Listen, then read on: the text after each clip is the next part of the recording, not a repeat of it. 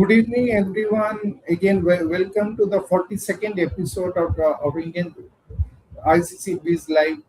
Today, we have with us a very eminent economist, Dr. Rajat Kathuria. At present, he is head of Department of Shiv Nadar University of Economics, head of Department of Economics. But he had previously held several Government of India posts, including the head of ICRIA and all that. Over to you, sir. Request to give a brief introduction of yourself. Sure. Thank you, Rajashri. It's a pleasure to be here and to be talking to the members of ICC. It's really an honor, and thank you for this opportunity. My name is, as Rajashri said, my name is Rajat Kathuria. I'm at Shiv Nadar University in the Department of Economics. I'm also the Dean of the School of Humanities and Social Sciences.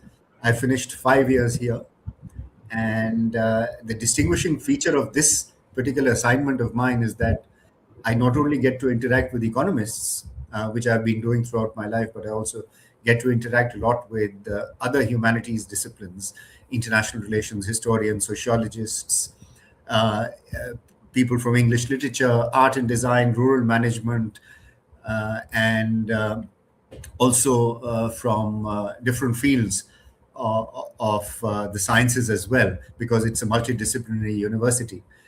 So it's really a pleasure to be in the center of an intellectually very stimulating environment.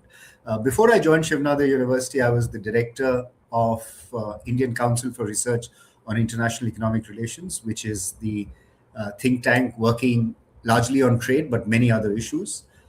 Trade was what ICRIA had started doing, but it then graduated into covering most disciplines of economics, including the digital economy, which has become very popular now.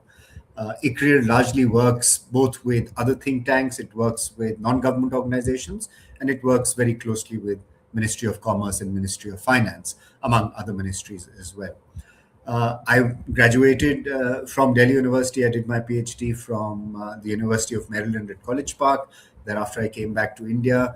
I've taught at a business school in India and the International Management Institute. I've been the economic advisor for the Telecom Regulatory Authority of India. I've worked for the World Bank in Washington. And I've also worked in government, both, as I said, in the Telecom Regulatory Authority, but also I've been advising the government on various issues. So that's a brief background. Largely, I specialize in areas of industrial organization, international trade, institutions, and markets, and why markets work and why sometimes markets don't work as well as we expect them to work. Thank you, sir. So today's discussion is on my multilateralism versus bilateralism. With the splurge of FTAs, and nowadays, corporate India is looking at with whom or with which country our country signing FTAs and getting a substantial tariff reduction so that they can develop the export markets. As similarly, they can import their requirements at a lower tariff. So the question is, before we go into this FTS plus, what has you are an international trade expert? Has WTO been successful, or WTO has failed as a global multilateral body? What is your opinion?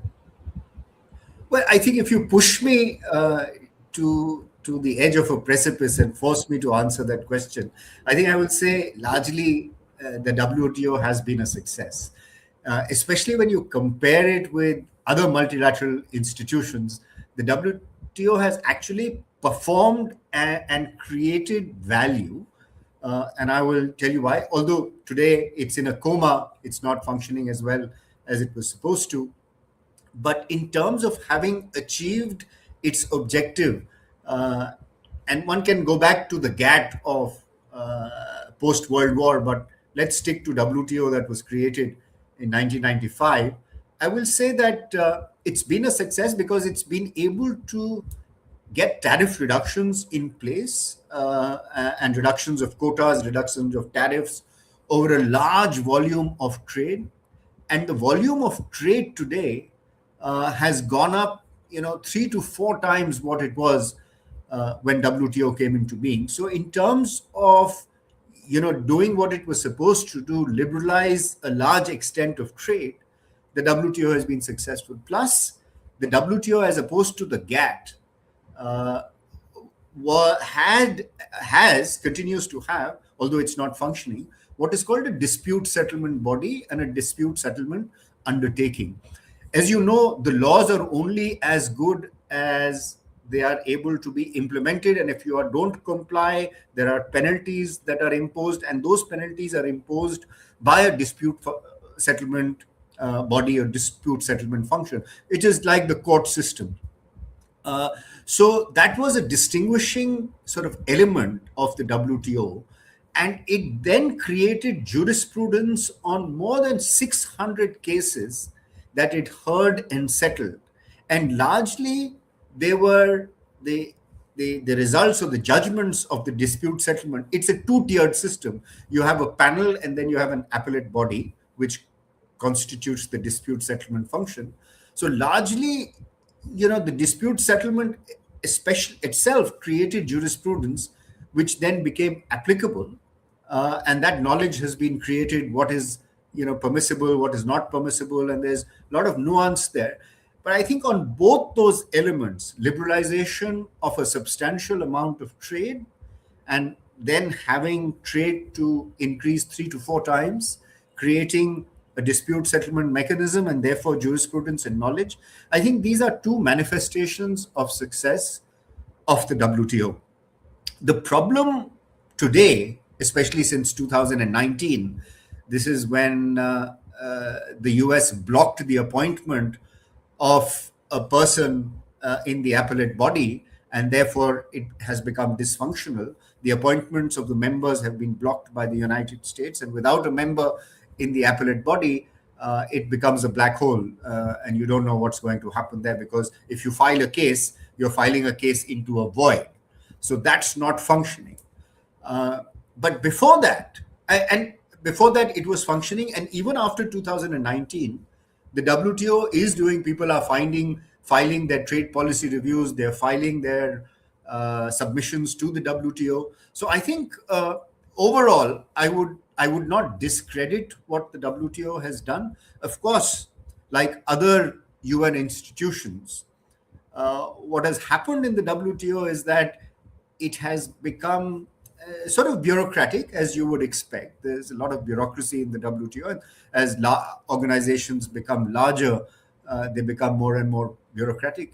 And one of the things that I've noticed, and if you permit me to express this thought, which is that the WTO is supposed to be doing trade liberalization, and therefore you would expect that there would be economists and people with an economics background who will work there, and there's still lots of economists working there.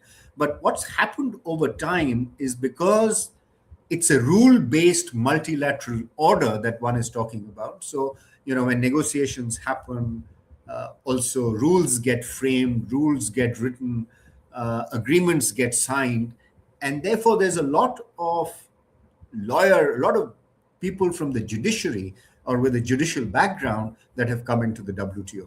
I'm not making a value judgment on it, but simply as the evolution of the organization, it's now a lot more rule. There are a lot more rules which have to be implemented.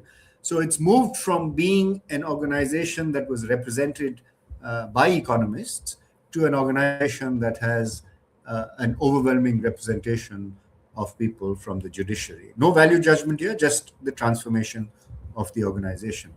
And if you permit me, one more point about the WTO, which is that these are difficult times for the WTO. And the reason it's difficult time for the WTO is because trade itself is no longer about tariffs and quotas.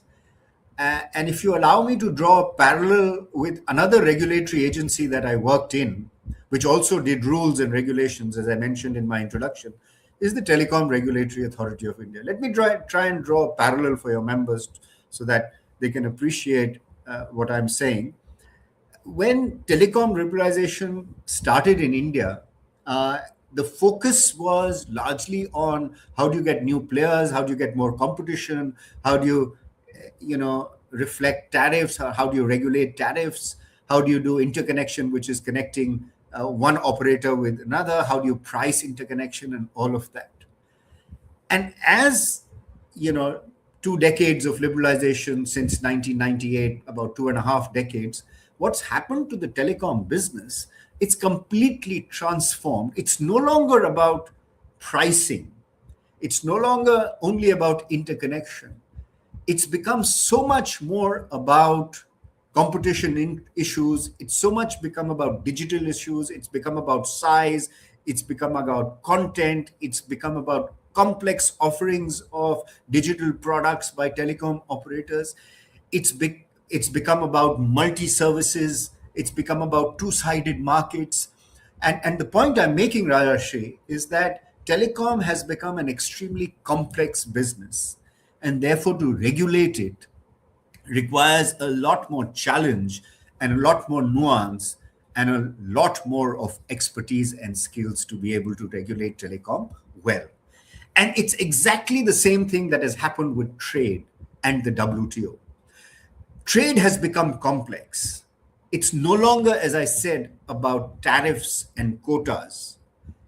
Tariffs are still important, and the WTO plays a role in that. And as you said, bilateral arrangements also play a role in reducing tariffs.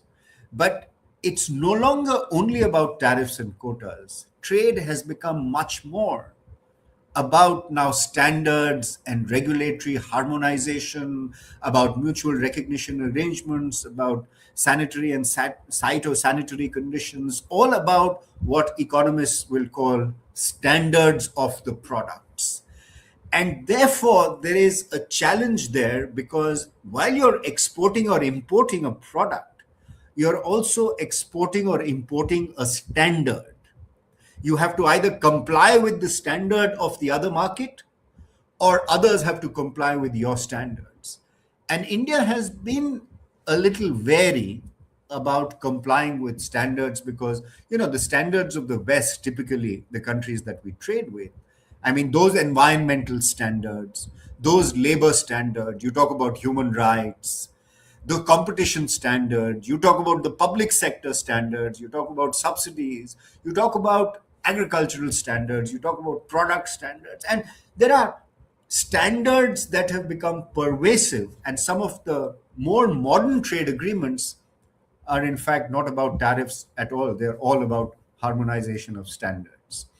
And this complexity, especially the digital complexity, the digital trade, the kind of safety standards. Europe has the GDPR, which is General Data Protection Rules, which mandates that privacy should be respected, and who can provide data, who cannot provide data, what is the kind of standards that companies that have data have to abide by. All of those are now dominating the language of international trade, and therefore you need people with more expertise. It's become more complex, and therefore trade today is not the trade of the last 2 or 3 decades. It's a whole new ball game. Yes. So, sir, the dispute settlement mechanism is no longer active because of the USA. That is correct. Okay. So you're largely so the appellate body is not functional. The panels function, but the appellate body is not functioning. So if you have a dispute and if you get a judgment against you in the panel, the person who loses, the country that loses, will go and appeal, because that's what the WTO process is. You can appeal, and if you appeal, it's like the Supreme Court. If the Supreme Court is not functioning, even if you lose the case in the High Court, and if you appeal to the Supreme Court and the Supreme Court is not functioning, let's say, then the case doesn't get decided. So the judgment doesn't mean anything. So countries are appealing into what is called a void, and therefore the process is unable to move forward. So, sir, what I infer from you, some inherent bias has crept in WTO, which is making trade more complex and making countries opt for bilateral arrangements. Am I right? This is the underlying message I'm getting from you. That is correct. That is correct. And just to add a little bit of sort of layer that argument, uh, is that, if you look at the way the WTO worked in the beginning, at the periods of hyper globalization before 2008, before the global financial crisis, and even after that, the problems started, after 2015, 16, then COVID came in, and all of that. But before that, liberalization had happened. China came into the WTO. uh, what happened was that, one of the major developments of this century has been the economic rise of China. I'm not going to talk about the military or the geostrategic rise of China. That also is a compliment.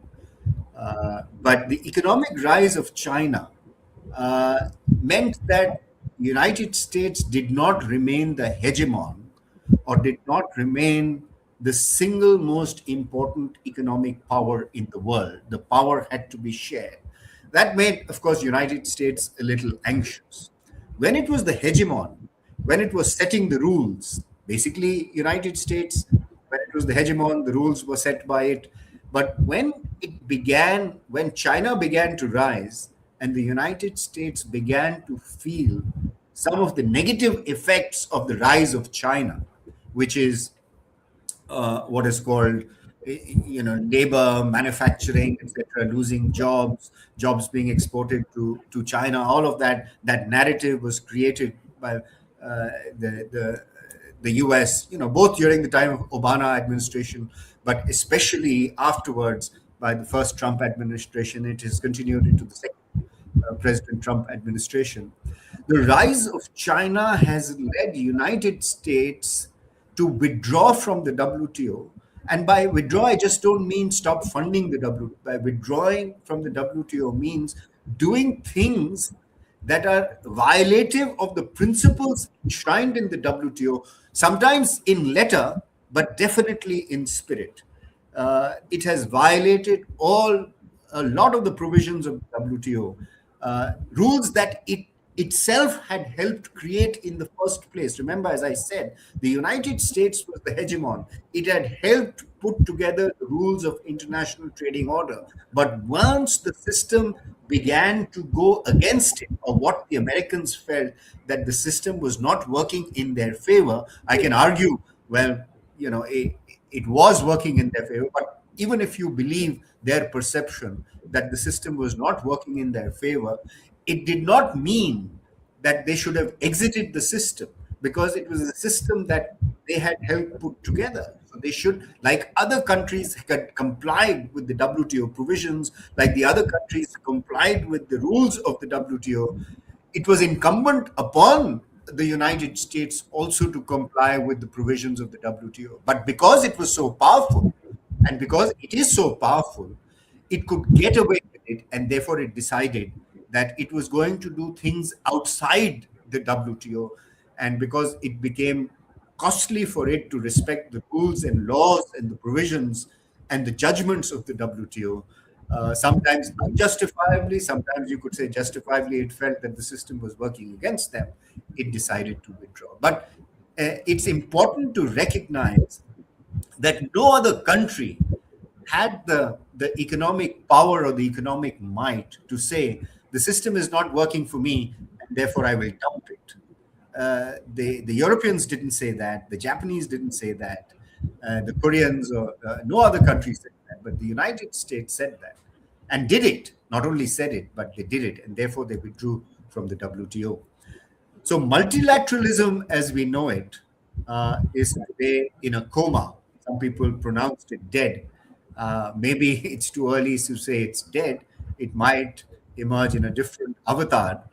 Uh, but it's important to understand that the country that helped put the system in place is the country that accelerated its demise, or at least it's going into the ICU.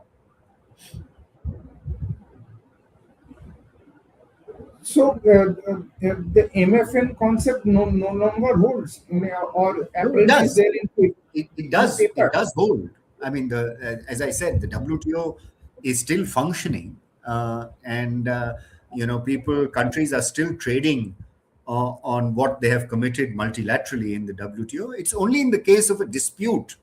If there is a dispute, then what the fate of that dispute is going to be is uncertain because of the lack of functioning of the dispute settlement body. But the WTO, in terms of what the rules are in place, countries are trading on MFN principles, countries are trading on the MFN tariffs, etc. That still goes on. Yes, it's the new rules, the new multilateral rules that are difficult to put in place.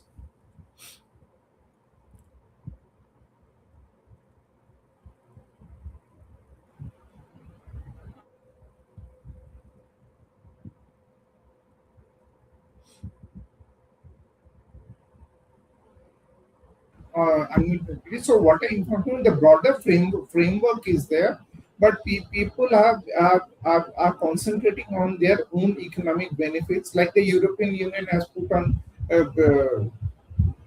non-tariff barriers by way of carbon content and all that, and GDPR and all that. More non-tariff barriers have come into play. So WTO is nowadays has been, though the broader framework has been weakened. Am I right? That is correct. So the WTO is definitely weakened compared to what it was in the past, and the reason it's weakened, Rajashi, is because uh, the country that helped or put together a rules-based trading order has decided to withdraw from it. And countries have decided to create some sort of a system where you can settle disputes outside of the WTO within the confines of a multilateral framework. It's called the multi-party arbitration arrangement, MPIAA. Some countries have put together something which is called a multi-party alternative arrangement for arbitration. And what they are hoping is that if ever the WTO starts functioning like it was in the past, this could simply merge back into the dispute settlement body. But that seems unlikely. So the I would say the conclusion or inference that there is a weakened WTO is absolutely spot on. Weakened multilateralism is especially spot on. But what has happened, like much like when you leave space in a system, and you have like sometimes you say in management you say that work expands to fill in the time that you have.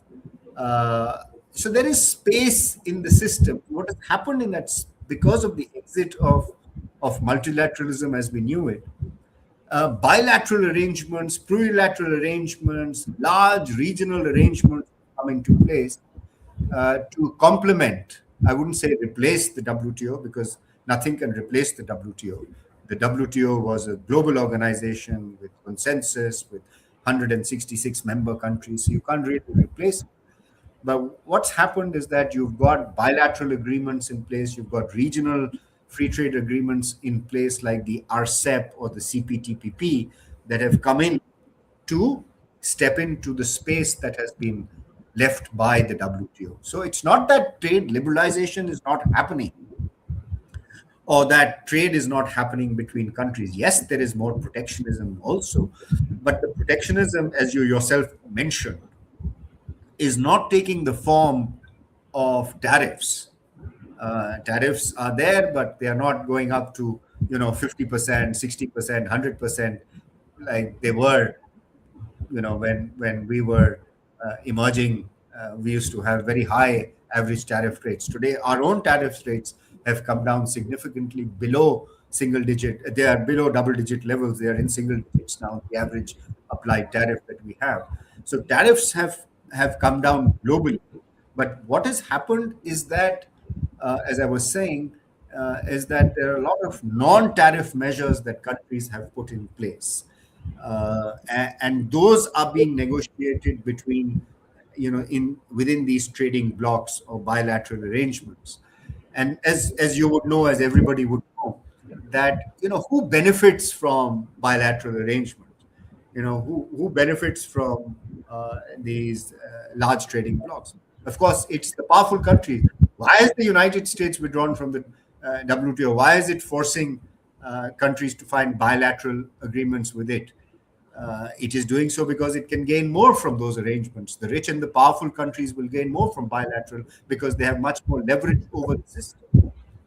In the WTO multilateral framework, even a Gambia or a Sudan or a Libya or an India or a Bangladesh or a Pakistan had the same power as other rich countries. But in the bilateral arrangements, rich countries are able to exploit their leverage much more than in a which is why the multilateral system was so good for emerging markets, because they had a voice and they could prevent things to pass which didn't meet their objectives or aims, which are not beneficial to them. But to cut a long story short, Rajashi, what I'm saying is that the bilateral arrangements have come in to take the place, and trade liberalization is happening within those bilateral or regional agreements.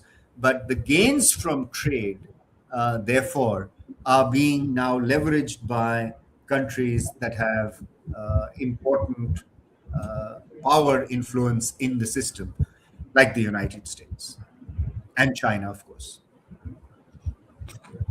So it's a great learning, sir. The space created is being filled up by bilateral arrangements for countries to maximize their own economic benefits. Wonderful. So, but the question is about what created hell was these reciprocal tariffs of Trump. But their own court negated these tariffs. So, I mean, so now now they feel that one-to-one negotiations will help them more. That is correct. That is correct. So, which is why, I remember many years ago there is an economist, very famous economist from India, but he lives in the United States in Columbia University. His name is Professor Jagdish Bhagwati. I'm sure most of you have heard of Professor Jagdish Bhagwati. And he was, very critical of the United States in the early 90s. I remember when President Clinton had just won the election, the United States in 1992 imposed what is called a Super 301 unilaterally on countries that it thought were violating the rules of the WTO, or at that time, the GATT. So countries that were violating rules, it's like you violate a traffic light and the person, instead of going to the police or going to a court, decides to take action himself or herself. That's what the United States was doing. And Professor Jagdish Bhagwati wrote an article which became very popular. And he said, just because you have the might, just because you are powerful, that doesn't mean you can take the system in your own hands. There is a process. And he called that article, it's a very evocative title for an article that Professor Bhagwati wrote. He called that article, "It's the Process, Stupid." And what that meant was that there is a process by which you will complain against other countries that are violating provisions of trade rules. But you can't do it unilaterally. You can't impose Super 301, which is the power that US Congress has given to the Department, to United States Trade Representative, and they use it unilaterally. And that was the beginning, I thought, or I think, of United States periodically using its power. It's like the law of the jungle, right? Might is right. Using its power to undermine rules that were negotiated between countries in a consensus-driven manner. So obviously, uh, global system is about give and take. You can't always come out on the right side. If you're following a rules-based system, sometimes you will win, sometimes you will have to give in. You can't always win. Sometimes national interest will have to be compromised to an extent. And I think if countries like United States cannot, I'm sure they understand it, but if they cannot respect that, then they will get into bilateral arrangements and they will force Canada, they will force Mexico, they will force countries to do things that is to their advantage. So, I mean, they negotiated deals with Japan and Korea. Mr. Trump has negotiated deals with Japan and Korea, where Japan has promised to invest, $300 billion, $500 billion. Likewise, Korea has promised to invest huge amounts of money, and they've also increased tariff on reciprocal tariffs on Japan and Korea. And as a part of the deal to reducing those reciprocal tariffs to whatever 15% or 20%, Japan and Korea had to agree to invest billions of dollars in the US economy. Likewise, the European Union has promised to invest huge amounts of money in the United States. So it's one country that has the power and is being able to dictate the terms of engagement because of its power. And remember, the interesting thing is that President Trump has just made a visit to China. And when those tariffs were introduced, the Liberation Day tariffs were introduced by United States on China, China responded by its own reciprocal tariffs. And United States, the only country over which the United States could not exercise its leverage was China. Because China had the leverage. And remember what I said right in the beginning. This whole, if you were to take this whole global trade regime and the situation where it is today, one can trace it back to the problems that the United States is having with accommodating China as the new economic power, or to use the term that a lot of political scientists and international relations experts use, is to share its status as hegemon with China. So it's no longer a single hegemon. There are two major powers. And it took a lot of time for United States to accept the fact that there was another emerging power or emerged power that was equally, if not as powerful, or if not more powerful economically, or expected to become more powerful than the United States. And the sharing of this platform of economic might with China can be, excuse me, can be one of the foundational reasons for where we find ourselves in. And of course, United States will have to accept this reality. You can blame China that China's rise is because they compromised the system, they stole intellectual property, they subsidized their labor, they subsidized infrastructure, they subsidized finance, they stole intellectual property. All those complaints that the United States has made against China, they deliberately kept their currency down. They deliberately devalued their currency and kept it low so that they could gain access to markets abroad. All of these allegations have been made by the United States against China in the past. And therefore, United States saying that China hasn't respected the rules, and therefore we will also not respect the rules. Why should we be the only one? So, this debate about the respecting of the rules. So right now, the system, as I said, has collapsed, and no new rules are being written. But United States, so the leverage that the United States has over the rest of the world is not the same leverage that it has with China. In fact, China has equal leverage with the United States, which we've been seeing play out globally, both and recently in the visit of Mr. Trump to China.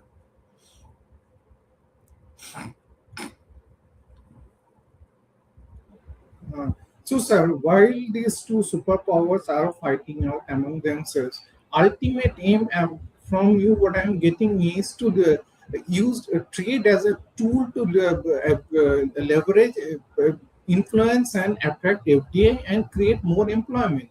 Ultimately, so that he gets he or his party gets re-elected, isn't it? That's Well, I mean, so the term that I'm sure all your members will be familiar with, there's a new term that is being used when I was doing international trade as a student. And I do international trade. Now, of course, I write on international trade. Now, when I read, there's a new terminology that has crept into the discourse on international trade. And that is called the weaponization of international trade. Earlier, I mean, I don't know how many if you do a search of articles written on international trade, and if you use the word weaponization, it was hardly ever used. But today, every other article talks about weaponization of your trade, weaponization of your markets, weaponization of your power. So trade has become a weapon to try and get as many benefits to yourself as much as possible. So therefore, there is a very interesting statement that has been made recently, which is that the line between geostrategic interests and international trade, the line between geopolitics and international trade, there was a fine dividing line, and that has completely collapsed. And so geopolitics, geoeconomics, international trade have all become one. And if United States does that, if China does that, if that it's a signal to other countries to also try and do as much as they can. But that dividing line, that weaponization is real. It's happening. The Iran war, you're seeing weaponization of trade. You're seeing weaponization of oil. I mean, it's now out in the open. What was muted and what was, in some sense, the post-war global trade order, the dominant response was, okay, let's try and respect the rules, and let's not destroy the rules or damage the rules.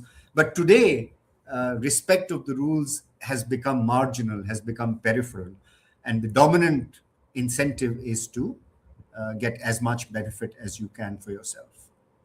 Yes, so I agree with you. But I disagree with one point that you made, and that's disagree in the sense that I just layer it. While the United States is doing exactly what you're saying, getting more investment for itself, its ability to create employment is going to be limited in traditional industries which are labor intensive.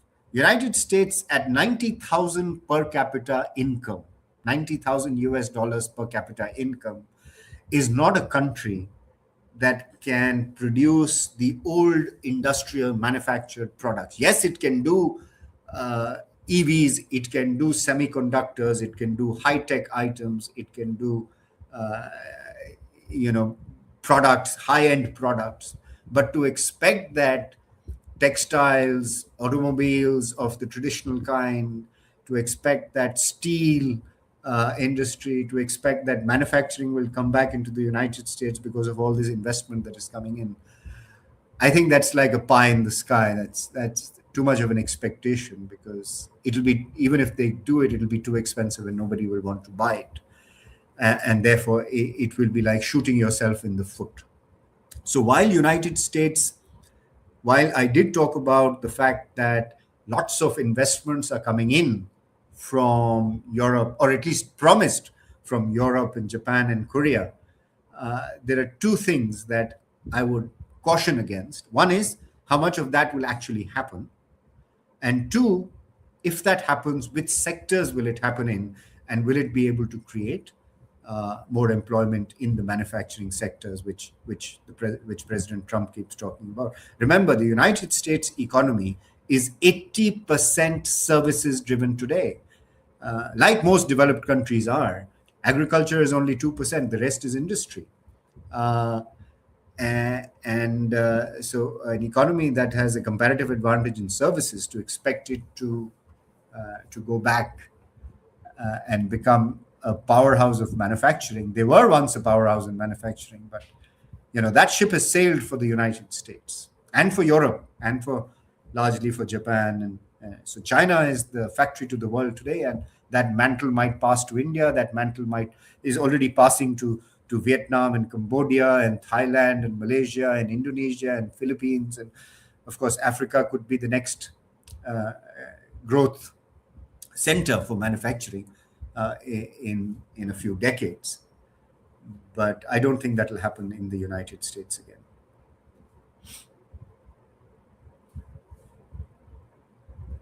I can't hear you, Rajeshi. You're muted. My next question is on India. We have grown economically over the last decade. While I will not go into dispute of whether we are the third largest or the fourth largest, but still we are among the top 10. How Yes. are we benefiting from bilateral trade arrangements? With whom, which countries we have? How are we benefiting economically? Okay. I mean, I could go on about this. Let me try and be brief on that. That's a very important question. It's also a political economy question. If you talk to international trade people, including myself, I would say that, if we have bilateral trade agreements and if we are able to reduce tariffs as a result of those agreements, and we are able to import things cheaper, they benefit us. They benefit us, even though we may be running a current account deficit.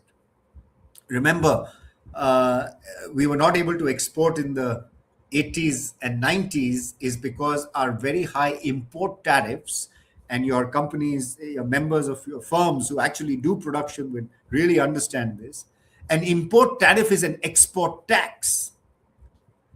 I will say that again. An import tariff is an export tax. So when we liberalized in 1991, suddenly our exports shot up because our imports came down.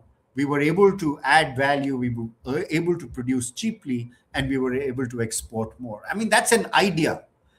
Of course, when you import more, you will run current account deficit. So therefore, to look at bilateral trade agreements that we did, look at bilateral trade agreements like with Korea and Japan. These were signed in 2010, 2011, 2012. We had all these agreements. And then we didn't do any agreement until we did one with UAE. And then we've done a flurry of agreements now in the last 2 or 3 years. But that interlude for about 1.5 decades, we did not do any trade agreement. And the reason we did not do any trade agreement was, while the economy was benefiting because of lower input cost, the problem that was happening politically was that we were running current account deficits with all the countries that we had a trade agreement with. And to make matters worse politically, and I will say this slowly so that I'm understood. For countries that we did not have a trading agreement with, which is the United States and Europe, for example, we were running a current account surplus. We were running surpluses. We've run surpluses, which is one of the problems that Trump has with us, is that we are running a surplus with the United States in goods trade.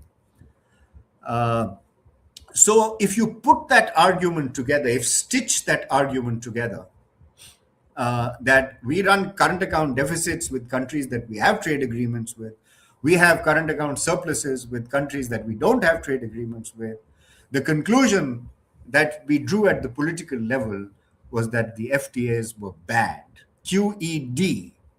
And I think politically that was, of course, the thing to do. And of course, if you go into the rationale of why did we buy from Korea and Japan and why did they not buy from us, there could be several reasons. One reason could be we did not negotiate it well. We did not get adequate market access in areas of our interest. And our interest was basically services. Our interest was largely services and agricultural products. Most countries are closed on agricultural products. Most countries are closed on services. Labor movement is politically very sensitive, etc. So either you say that we negotiated those badly, or you say that we were not competitive enough. And I think the truth lies somewhere in between. We are not as competitive as China. We are not as competitive as Japan and Korea and some of the quality products that they sell to us. So, and as I said, I could go on about this, but as I'm saying that politically, the current account deficits became a manifestation of, I would say, the failure of the trade agreements, and therefore no trade agreements got signed until 3 years ago we started one with UAE. And then what happened was that because of the multilateral framework or the multilateral system decline, India has always been a multilateralist, always. They always support multilateral. Everywhere you go, everywhere I've been, in Geneva, in multilateral settings, India always professes to be a staunch multilateralist, which it is. And most emerging markets are multilateralists because they get more benefit from being a multilateralist than from bilateral. But with the slow decaying of the multilateral system, and this is important, and this your members will also appreciate. Now, to become competitive, this is, China has grown at 8%, 10%. China will not grow as fast.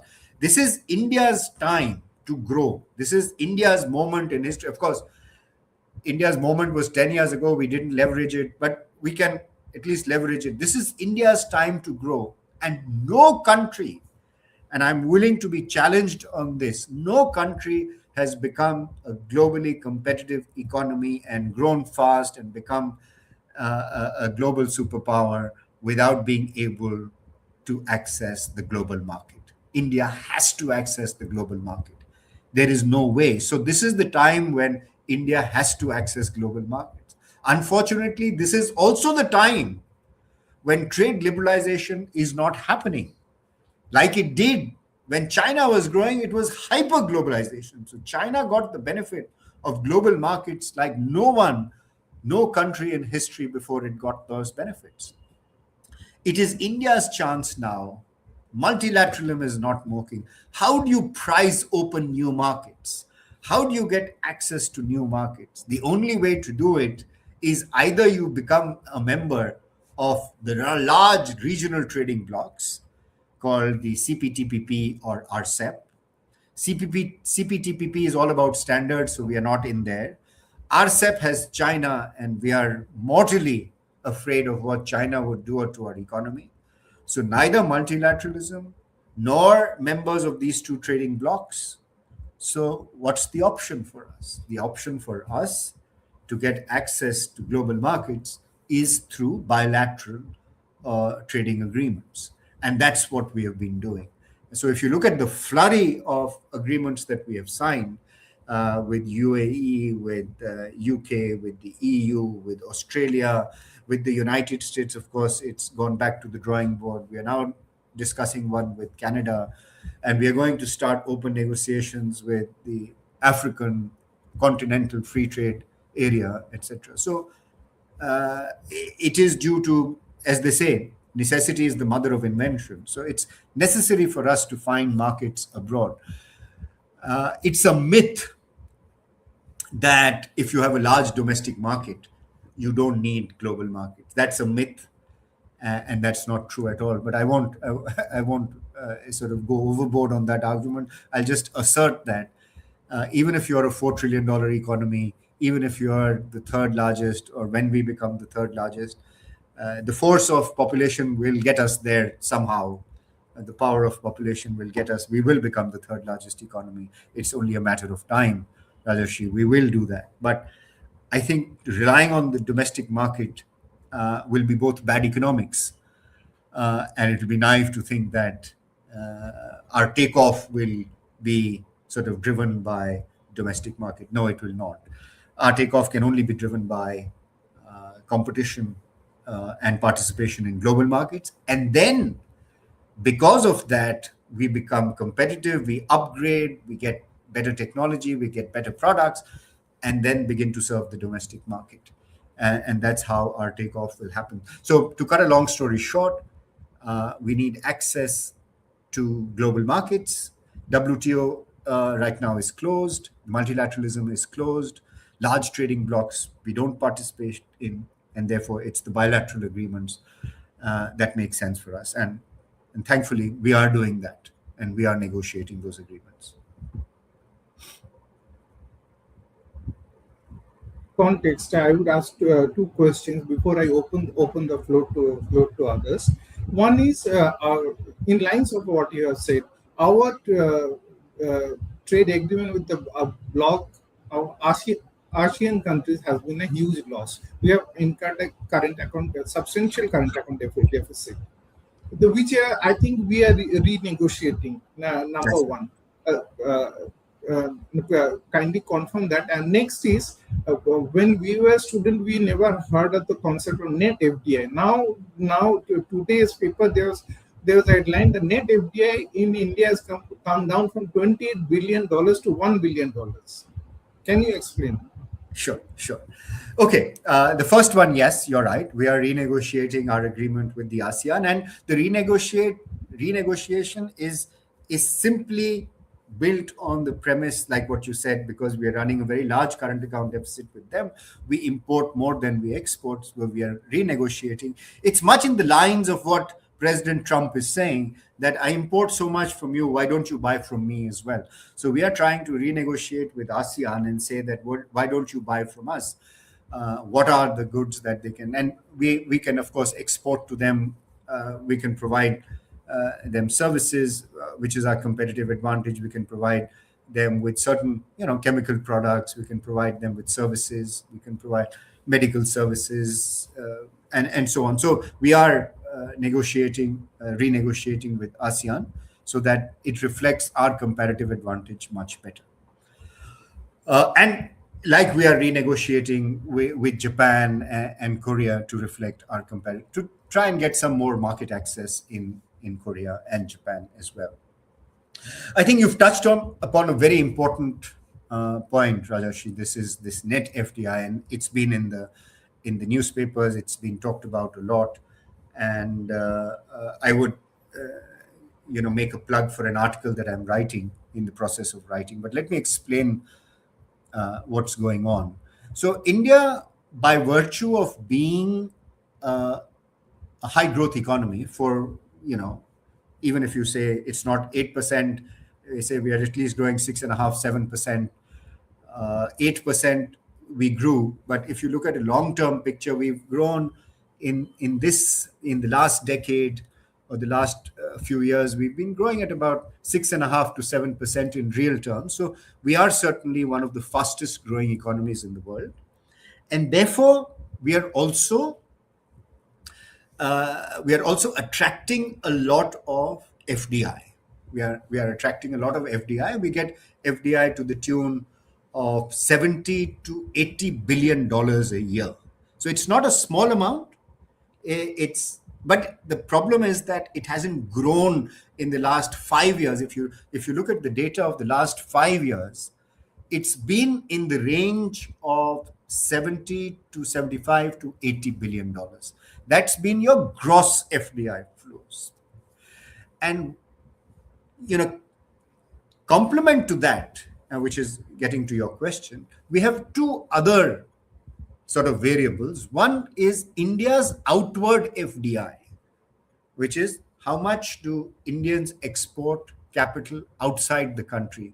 And these are, the big ticket items. You have the pharmaceutical companies that are present in Africa, in Asia, and you have the IT companies that are present in Southeast Asia, in China, in Europe, in the United States. HCL is present in 160 countries across the world, etc., etc. So you have areas of India's competitive advantage, which is, you would say, IT services, and pharmaceutical. So we have exported capital. So this is emerging market FDI, which is India's FDI to the rest of the world. In addition, not this last 5 years, if you remember those big ticket purchases of companies abroad by the Tatas, Tata Steel acquisition of Chorus, Tata's acquisition of Jaguar Land Rover. There were these Bharti's acquisition of British Telecom. That's poetic irony. Bharti Telecom started with British Telecom investment in India. So British Telecom had a stake in Bharti. Today, capital has flown out and it's in the reverse direction. Bharti owns roughly 24% of British Telecom.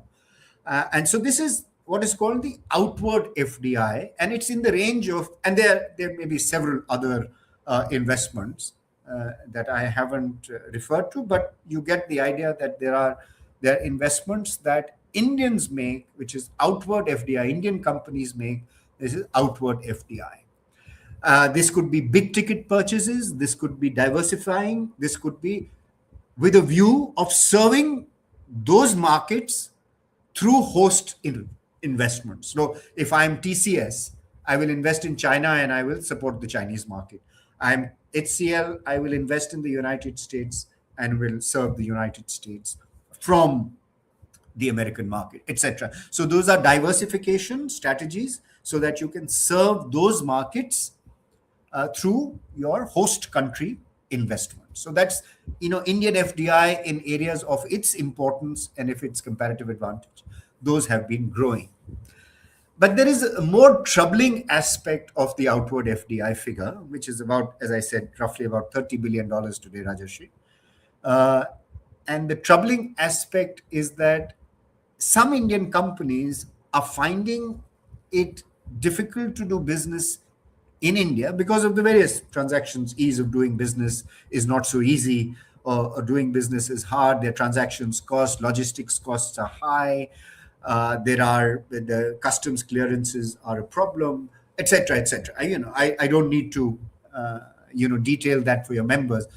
I'm sure they would have encountered some of these challenges of doing business in. Although, our logistics, our roads are improving, our connectivity is improving, our port turnaround times are improving, etc. But they are still not as good as what they are outside, and compared to, China or Singapore or Korea or Japan, Australia, etc., etc.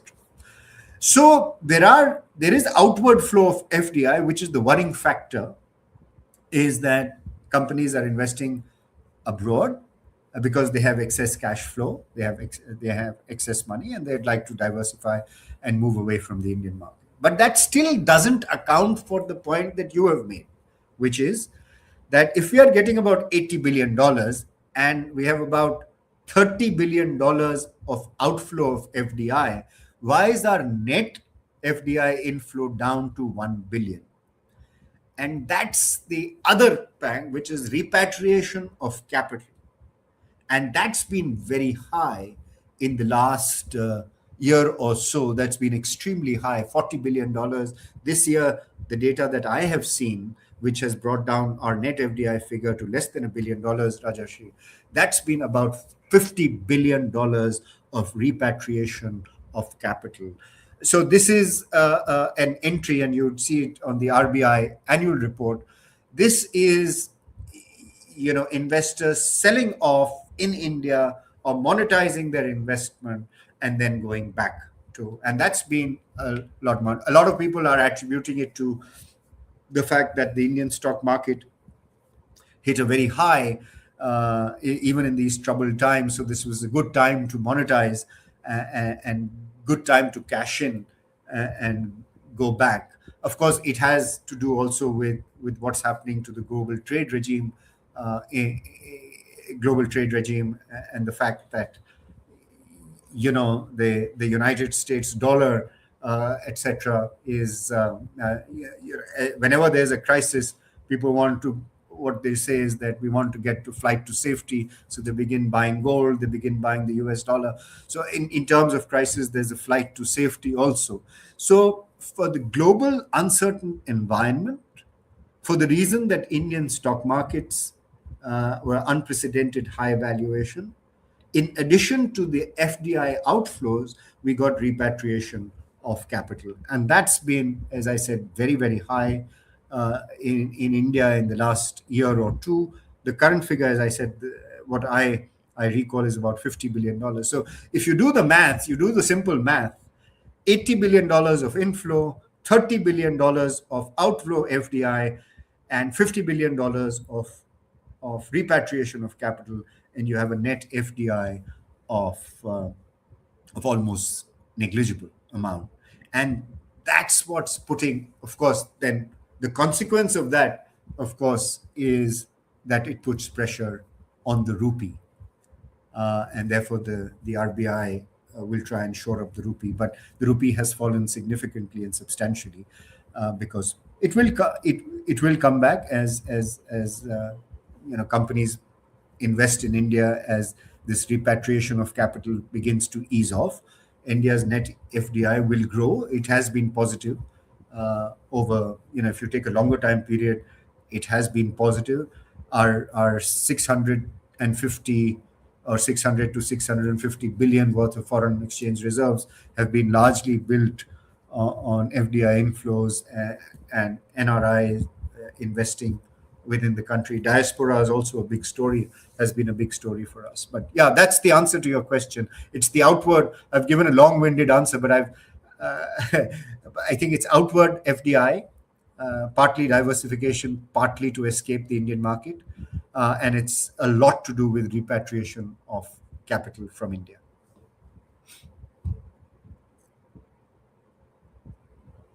Overshot our time substantially. I just can't give up talking to you. I'm opening the floor. Does anyone have any question to ask to Dr. Kathuria? And so no question has come. So with one last question, I would like to end. India has stayed out of the regional comprehensive economic partnership. I mean, can you explain why so? Well, the RCEP, as I was saying in my comments, RCEP, the Regional Comprehensive Economic Partnership, which we pulled out of almost at the last minute, it consists of almost 30% of the world's GDP and 50% of the population of global. Given that India and China are there, we would have been there, and we pulled out of it largely, I think, primarily because of China. And there were some other peripheral concerns with Australia and New Zealand about agricultural products and dairy products, etc., because there was a big opposition from cooperative farmers against the agreement, against RCEP, because Australia and New Zealand, and of course Japan and Korea and all there are 16 members of the RCEP. But I think the worry was much more with China. And the worry was because at that time, we were running almost a $60 billion trade deficit with China. Today, we run a $100 billion trade deficit with China. And at the time we pulled out of the RCEP, we were running almost a $60 billion trade deficit with China. So it was really to protect our manufacturing industry and to some extent, the cooperative dairy farmers. But I don't think that was the primary reason. That would have been a peripheral or a sort of a second rung reason. The main reason was, and if I were to put it poetically, I would just say the agreement with RCEP wasn't an agreement with RCEP. It was a surrogate for a free trade agreement with China. That was the dominant feeling, that it was actually, because we have a free trade agreement with ASEAN, we have with Japan, we have with Korea, we've signed one later with Australia. So it was thought that this was actually not RCEP that we are negotiating. We are negotiating a free trade agreement with China. In other words, a surrogate for a free trade agreement with China. And that, I think, was too much of a risk to take, especially when growth rates had started to decline. And just when we were negotiating, Indian growth rate had fallen to about 4.2%, and subsequently COVID happened and we went minus. But that's when we pulled out. It was just on the eve of COVID that we pulled out of the FTA, the RCEP agreement. Just two short questions to end. is our if you look at the capacity utilization of our Indian economy as a whole, are we at 100%? Number one. Not, And number two, next question is, we have brought China substance many times in the topic. The kind of scale China has achieved, can we ever achieve that? And I mean, what do we need to do achieve that? yeah, I mean, okay, I could. Yeah. So the first question is easier to answer. Yes, there is some excess capacity in Indian industry. Of course, it varies by sector, so there is excess capacity, and but it's nothing compared to the excess capacity that was created as a result of the Liberation Day tariffs of the United States. And there was so much worry in India that we would become a dumping ground for the Chinese excess capacity that was created, or excess stocks that in China, India would become a dumping ground. And in any case, as I said, we have a 100 billion trade deficit with China, up from about 60 billion on the eve of pulling out of RCEP. So our trade deficit with China has grown. Imagine what it would have been had we got into RCEP. It would have probably been a lot more anticipated. It was anticipated to be a lot more. But yes, we have excess capacity because demand. I mean, while consumption or demand has been the mainstay of our economy, it's been purchasing power. As you know, there's inequality, etc., in the system. Therefore, the purchasing power has not grown as expected. So there is excess capacity. Export markets are also uh, in a slump, and therefore, which has led to this creation of excess capacity. As demand picks up, and as our macroeconomic growth stabilizes and as it democratizes, as there's trickle down, I think demand will pick up. We are hoping that demand would pick up in India so that capacity utilization comes back to the norm, which is not 100%. The norm, 80%, 75 to 80%. If it's on average, I think even below that. RBI has the exact figures of capacity utilization. The second part of your question is, will we ever achieve the scale of China? uh, you, we are often you're bound by your legacy. You have what is called path dependence often in your growth. Either you have a scorched earth model, you destroy everything and rebuild. I don't think it's going to happen in India like that. You won't have a scorched earth. Scorched means you burn up everything. I mean, it's a textbook formulation of a nation building strategy. But I don't think we'll have a scorched earth kind of phenomena in India. But we will have a lot of path dependence.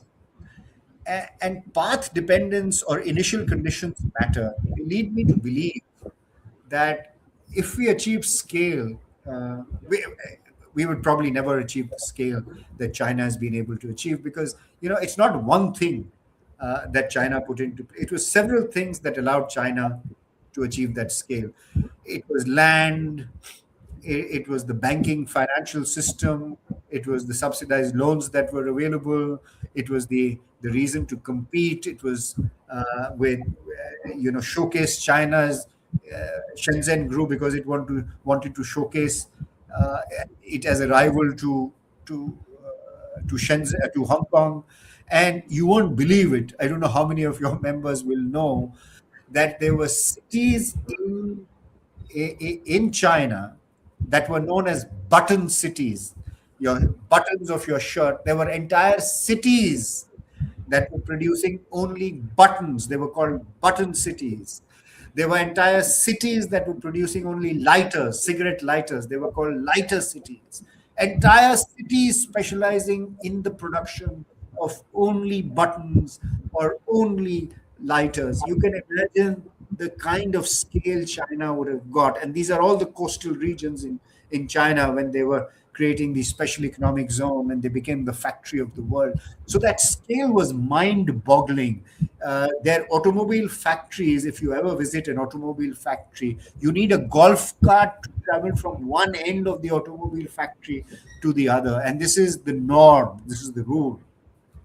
So and this is China. So I mean that's your comparator. And then you have India, where you have labor laws that prevented you from hiring more than 100 people. Uh, that kicked in the Industrial Disputes Act. Of course, now that figure has been increased to 300, and our labor laws are being modified. I'm just picking on one example that comes readily to mind, that sort of showcases or that helps understand why we will probably never achieve the scale of China. Because the moment you become, why services in India became big, because they were never under laws of the government, because all the laws were in manufacturing and industry. By the time the services industry grew, the government realized it had grown much beyond what it had anticipated. But a lot of people joke that had government anticipated the Y2K problem, it would have taxed the industry, and therefore services would have also. I mean, I'm being critical of the government, but just to say that a lot of things prevented India from achieving the scale of China, and labor laws and all the things about logistics, etc. So size wasn't regarded as something beautiful. And if you remember the old industrial policies, concentration of economic power was something that our early economists frowned upon. The Mahalanobis, the Rudras, the early planners of India, they frowned upon size. They frowned upon concentration, because they said if companies become big, if firms became big, then they would exploit, they would become monopolies, and they would exploit the monopoly power. As history has it, they didn't become big, but they became monopolies, and they exploited because of the license Raj that was introduced to stop firms from becoming big, but license Raj enabled them to become monopolies and powerful. So, so that history, and with the slow liberalization that has happened, but we are hostages, we are prisoners of what we have done in the past. So there is a lot of path dependence too. So to cut a long story short, services might become big, have become big, IT has become big. For manufacturing to kind of achieve the scale of a China, I would say it's impossible. I don't think we'll ever achieve in textiles, in automobiles, in chemicals, in steel, etc. We have the second largest steel plant in the world today in Jindal Steel Plant, second largest. And it is less than half the size of the largest steel plant in China. And that's the second largest in the world, in terms of ports, in terms of, railways, etc. We may be big, but we are dwarfed by China. So no, the answer to your question is no. And the next question would be, Rajarshi, the next question is should we? And that could be, a second order question, or a debate or a discussion, maybe for next time. We've overshot. But it's also relevant to ask that question. Should we try and mimic China in terms of manufacturing size to achieve those economies of scale? Or are there alternative ways to get competitive without having to grow in the same size the way China did, given that we don't have that kind of land, given that our land markets are no way as controlled in India as they are by the Chinese government. So should we go down that route at all? Could be a topic for subsequent discussion. Sir, we are overshot. We have to end now. Thank you very much until we meet again. Thank you. I hope this made sense to you. Sure.